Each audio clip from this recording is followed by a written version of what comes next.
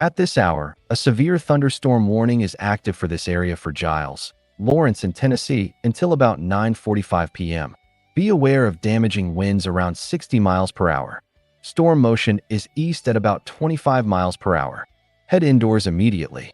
Stay away from windows and secure loose objects outside. Stay weather aware.